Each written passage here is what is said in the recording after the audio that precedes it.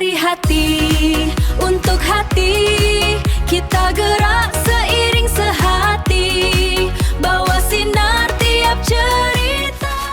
Okay, Assalamualaikum warahmatullahi wabarakatuh dan selamat pagi. Salam Malaysia Madani.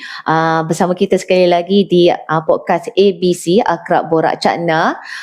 Bersama saya pada hari ini adalah Cikgu Yus yang kita datangkan daripada USIM dengan satu tajuk iaitu senaman tua. Perlukah saya menjadi tua baru pergi senaman tua? Okey, kita akan tahu selepas ini. Okey, Cikgu Yus. Apa khabar? Baik. Cikgu Yus ni daripada utara. Jadi kita cakap utara ke cakap biasa? Cakap biasa je. Oh, okey. Tentang senaman tua. Ya. Apa itu senaman tua? Kenapa disebut senaman tua? Apa ertinya tua? Kalau kita tahu metafora tua tu adalah orang yang tua lah. Tetapi tua dalam konteks senaman ni maksudnya adalah ancient ataupun lama. Maksud dia tua tu satu membawa erti kata lama. Yang kedua tua tu maksud dia dah lama dan mempunyai warisan tertentu. Warisan tu dipanggil tua. Rare lah ni. Rare. Jadi senaman tua ni sama ada senaman warisan yang lama dan juga ada senaman berpetua. Itu yang saya nak highlight tu, kenapa senaman tua. Salah satu dia berpetua. Berpetua tu dari segi macam mana adalah kenapa you bergerak macam tu, ada sebab you bergerak macam tu. Kenapa you bergerak macam tu, kenapa you buat macam ni, kenapa? Ada sebab you bergerak macam tu. Itu adalah petuanya.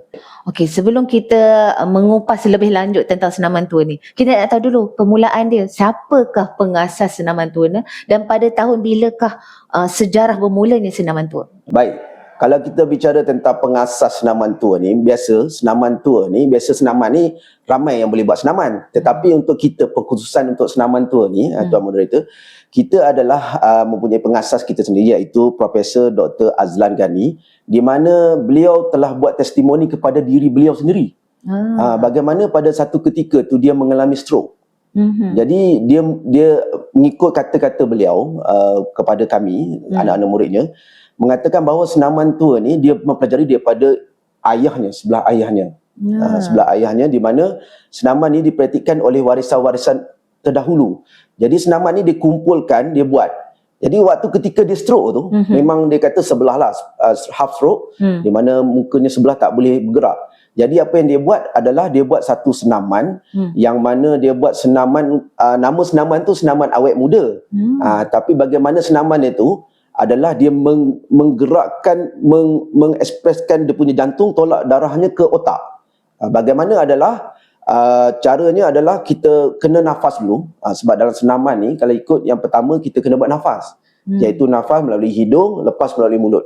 Jadi apabila nafas tu dia kontrol, kemudian dia menekankan jantungnya, menolak darahnya ke otak. Kemudian dia punya mukanya dia kata bergerak. Jadi dia tahu pada ketika itu saraf-sarafnya masih aktif. Jadi apabila dia buat berterusan benda tu berulang kali, sehingga dia dapati mukanya tu bergerak aktif sarafnya dan kembali rehab. Jadi daripada dasar itu dia menceritakan bahawa dia akan terus memperjuangkan senaman ini, sebab senaman ini memberi impak kepada dirinya dulu sebelum dia menceritakan kepada ramai orang. Jadi dia dah nampak lah daripada senaman tu, benda tu memang efektif lah untuk semua orang kan. Efektif. Sebab tu tadi saya beritahu daripada awal, mengatakan bahawa senaman ni ada sebab kenapa dia buat begitu. Dan kita mempunyai beberapa testimoni orang-orang yang mengamalkan senaman tua ni pulih daripada apa yang dia alami. Jadi kalau ikut tadi tanya bila kan, saya rasa dah lama juga senaman ni. Cuma yang saya dapat key point yang utama adalah tadi testimoni kepada diri beliau sendirilah. Saya ingat mungkin dah tahun 2090 lebih pun dah dia dah amalkan benda ni. Cuma kita kembangkan, start 2000 lebih macam tu kita dah kembangkan, kemudian kita adakan dia punya silibus-silibus dan sebagainya. Okay, bila kita sebut senaman tua, kita macam saya tanya tadi, adakah kita perlu tua baru amalkan senaman ni, ataupun orang muda pun boleh amalkan senaman ni? Adakah dia efektif pada semua orang, pada semua peringkat? Jadi dia tidak khusus kepada hanya golongan tua. Sebab kita kalau ikut dalam senaman tua ni dia ada beberapa peringkat. Kalau ikut level kita ada 5 level. So 5 level ni So kalau ikut tahap dia daripada tahap kanak-kanak sampai dewasa. Dan pengalaman saya pernah buat untuk peringkat remaja, untuk peringkat orang tua, golongan geng surau dan sebagainya. Sebenarnya memang efektif sebab kita tak satu senaman yang mana kita tak totally bergerak secara kata macam tabata ke ataupun squat dan sebagainya kan, pumping dan sebagainya untuk semata-mata untuk strength. Tetapi kita lebih kepada speed, strength, endurance dan satu lagi kita ada flexibility. Jadi itu senaman kita ni yang berbeza dan saya rasa semua peringkat umur boleh mengamalkan senaman tua ini. Mungkin baby sajalah tak boleh kalau peringkat baby tu, tapi kalau untuk golongan yang dah kanak-kanak dan sampai ke atas boleh mengamalkan senaman tua ni. Mungkin nanti saya tunjukkan sedikit lah apa yang efektif senaman tua ni kepada kita tentang senaman ini. Okey, jadi senaman tua ni dia dia lebih kurang macam senaman pelbagai kaum lah. Ada yang kalau daripada China senaman Tai Chi. Ya. Kalau daripada negara India apa? Yoga. Yoga kan. Jadi daripada kesenian Melayu ini adalah senaman tua lah. Ya. Okey, sebut pasal senaman tua ni. Ada senaman tua ni adakah yang mempunyai sijil pentaulihan? Okey. Dan daripada mana sijil pentaulihan tu dikeluarkan? Kita senaman tua ni telah diiktiraf oleh KKM pada tahun 2011. Sebagai salah satu rawatan alternatif. Dia bukan satu rawatan yang maksud dia kalau Fisio lah ni. maksud dia bukan you buat tu kata you pulih, tapi dia rawatan alternatif. Jadi macam sebahagian daripada fisio hospital tu kan. Betul. Tapi kita kan biasanya orang kata apa, kalau sakit buat senaman sikit, exercise. Itu the part of the orang kata apa, kesihatan. Jadi itulah yang saya dapat tahu yang 2011 kita telah diiktiraf oleh KKM sebagai salah satu rawatan alternatif. Dan selain itu juga Tuan Moderator, kita ada silibus ataupun kita ada sijil. Sijil kemahiran Malaysia. Jadi kita memang ada silibus ataupun modul untuk senaman ini supaya kita diiktiraf. Maksudnya kalau you ambil modul ni, you dapat SKL level 3, maksudnya you competent untuk mengajar orang atas silibus-silibus yang kita ajarkan dalam senaman tua ini. Berapa lama modul yang maksudnya tempoh berapa lama kita nak dapatkan? Kalau untuk SKL level 3 dia kena melalui level 1 dan level 2, itu bersama dengan pendeta kita sendiri, Prof. Zelenggani. Kemudian biasanya dalam tu, kalau khusus dengan dia untuk 1 dan 2 tu lebih kurang 2 hari, full day. Kemudian level 3 ni dia ada banyak sikit sebab dia kena buat portfolio. Biasanya dalam 1 bulan ke 2 bulan lah untuk dapat SKM level 3 daripada Kementerian Sumber Manusia, bawah JBK. Okey, faham. Okey, seterusnya boleh tak orang dengar saja senaman tua ni, boleh tak tunjuk sedikit pergerakan senaman tua ni? Okey, dalam keadaan yang duduk. Okey, antara senaman yang kita boleh buat masa duduk, antaranya adalah senaman gulung ekor naga. Gulung ekor naga. Gulung ekor naga. Nama kesenang dia tu. gulung ekor naga. Dengar gulung ekor naga tu payah rasanya. Payah, tapi sebenarnya mudah je. Sebab apa, dia golongan tua senaman tua. Okey, kita duduk saja. Okey, cara dia adalah tangan, okey, kita relax je. Okey, kemudian kita ambil nafas melalui hidung, lepas melalui mulut, perlahan-lahan. Okey, tangan kita macam doa. Okey, yang pertama. Kemudian kita akan buat ke depan. Bismillahirrahmanirrahim. Ke depan ni kita akan pusing ke depan, tolak, kita pusing. Satu. Tarik balik. Ini nama dia gulung ekor naga. Satu, macam dua. rupa doa tolak bala sampai ni. Jadi ini kan mudah.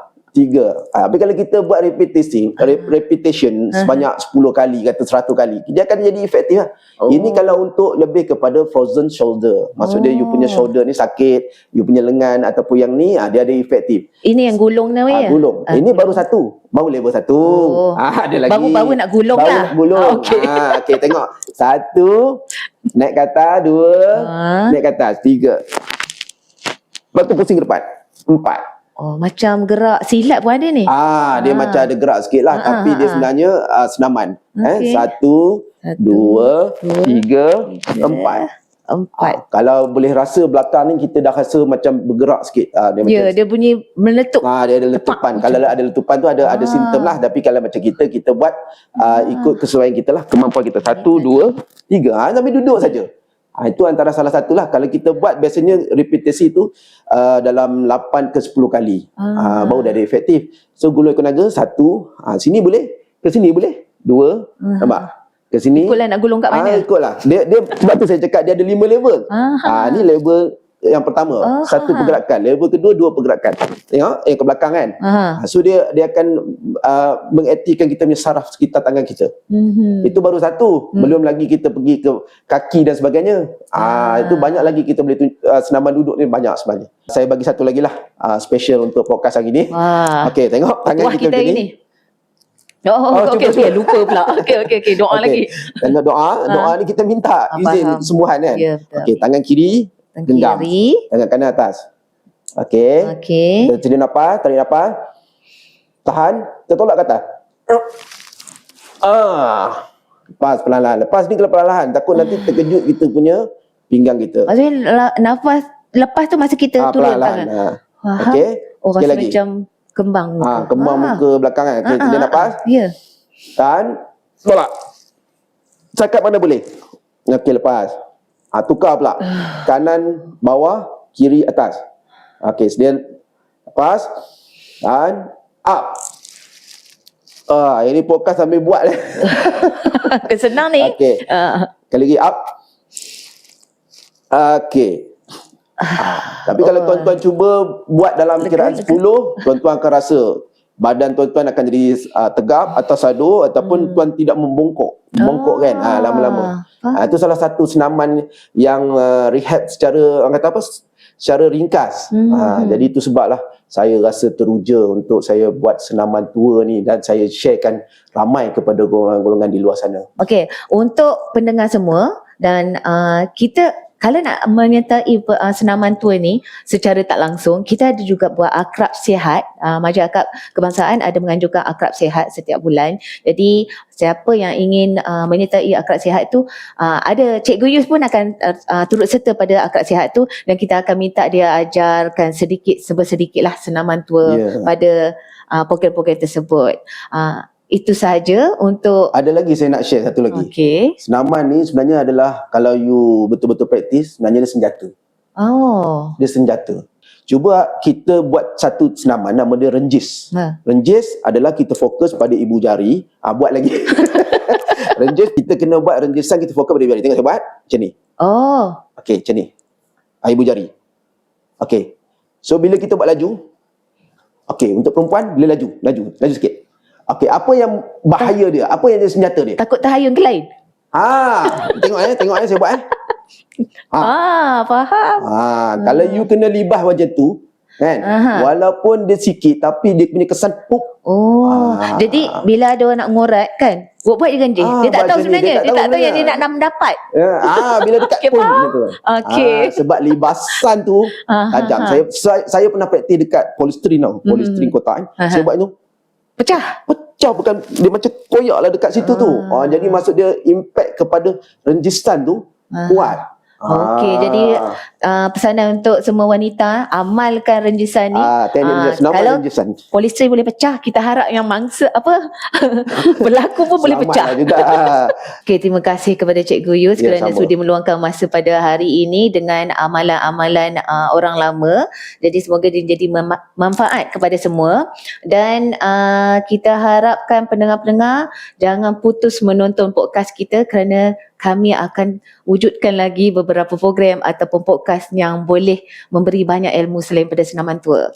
Itu saja. Sekian dari kami. Terima kasih. Dari hati untuk hati, kita gerak seiring sehati, bawa sinar tiap cerita, akrab pendengar setia, amanah jadi pegangan, rasional dan integritas, suasana harmoni. Dari hati untuk hati, sokongan moral, emosi terjaga, hati ceria, akrab pendengar setia anda. Dari hati untuk hati, kita gerak seiring sehati, bawa sinar tiap cerita, akrab pendengar setia, amanah jadi pegangan, rasional dan integritas, suasana harmoni. Dari hati untuk hati, sokongan moral, emosi emosi terjaga, hati ceria, akrab pendengar setia anda. Dari hati